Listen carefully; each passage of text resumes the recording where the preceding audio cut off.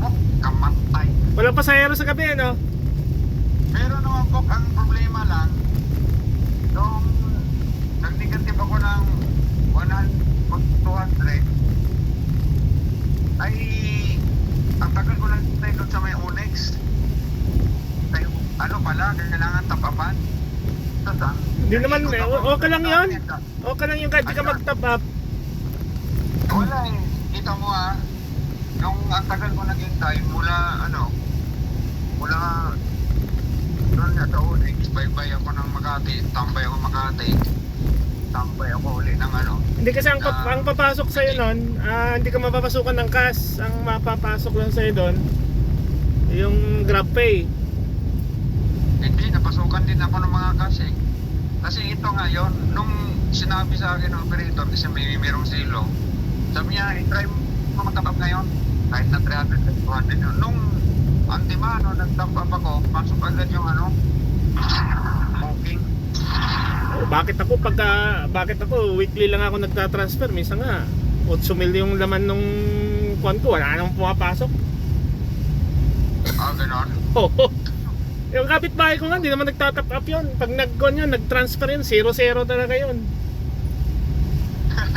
Oo. Grabe no? Yan, si Dudong. Oo.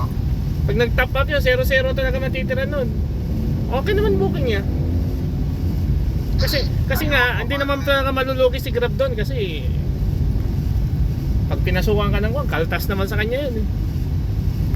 Oo nga. Sa kanila hawak. Anong oras? Pagdating talaga ng mga alas 12, sabi ng driver ko, wala na daw pasahero talaga. Wala, may pasahero. Yung kasabay ko lumabas yung kapitbahay ko rito naka 3,000, naka 2,500 pa nga siya. Sartihan lang din. Hindi, swerte lang yun. Sartihan lang din. Pagdating nila ng 1.5, di abonado ka pa sa Bondere. wala namang boundary kahapon. Ngayon, meron. Babiyahe ka ngayon. Oo, kagising ko nga lang kasi nakatulog ako, alas 4 eh. Magkano gas mo kagabi? Nasa 500 lang. Isang bar lang nagamit. May get 500 yun pag i-full tank mo. Oo, no? Oo. Ang sa akin nga, isang bar, maabot ng 700. Pag isang bar yung nabawas. Pag yung sagarin mo talaga Oo. mahal kasi ng... ng... Pag pinuksan mo uli, ano pa? Tumal nga. Wala pa nga ako booking. Kanina pa ako. Bumaba na ako ng Maginhawa eh. Wala dun sa amin. Nung Sabado nga, nasiro nga ako. Umuwi na lang ako. Kasi nagantay-antay ako doon. Hanggang sa nabuisit ako. Alas 12, akala mo nag-umpisa ko alas 6, alas 12 na wala pa akong booking. Alas 6 ng hapon? Maga. O umaga? Oo. Grabe naman yan. Asos, ang dami namin doon. Hindi, medyo nalibang ako sa kwento-kwento. Kasi kwentuhan ba? Payabangan. Dami driver doon eh. Umaabot na kami alas 12. Sabi nila, bababa na daw. Sabi ko, kaya naman alas 12 kasi kabababa. Uwi nga ako. Sumatay. Ngayon, ano oras ka lumabas ngayon? Kanina pa ako, alas 8, wala pa akong booking. Anong pisang? Alas Gusto 8, mo ngayon? bumaba ako dito sa Kwan, sa may Teachers Village. Baka sakali. Kasi wala doon talaga na, umikot ako kanina sa Dahlia. Wala eh. Walang daming tambay eh.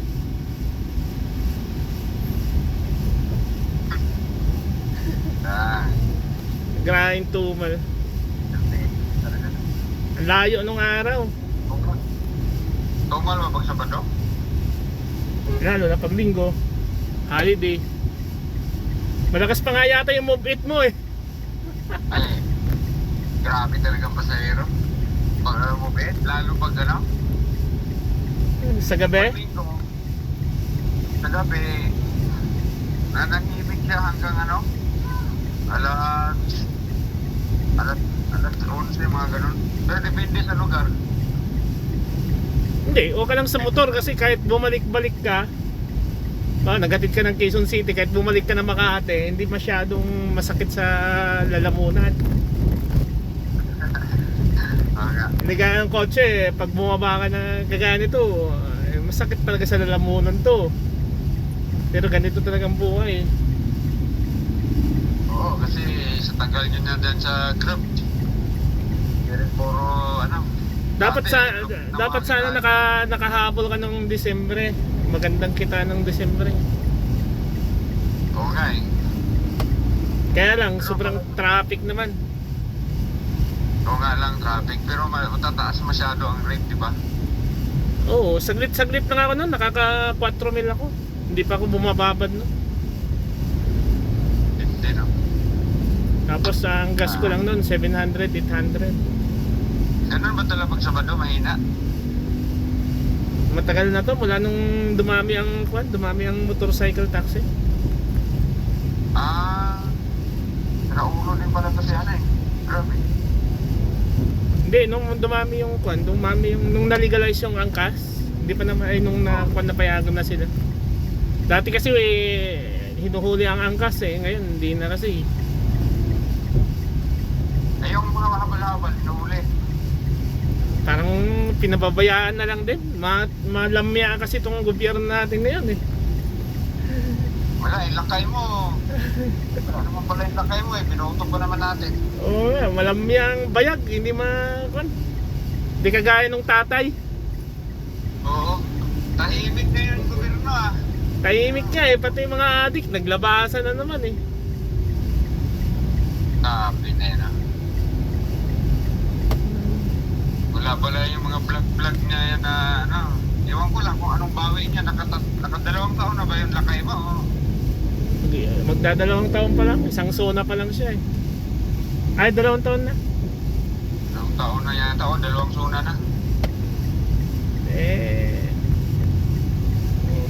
Mahina hindi siya palaban eh. Okay lang sana hindi palaban pero kung yung practice pa, hindi kagaya ng tatay dito. May ang ano, paggawa. Parang walang progress, walang mga pasabog ba na nasagap. Oh, kay Kwan may action eh. Dito walang action. Panay drama. Detro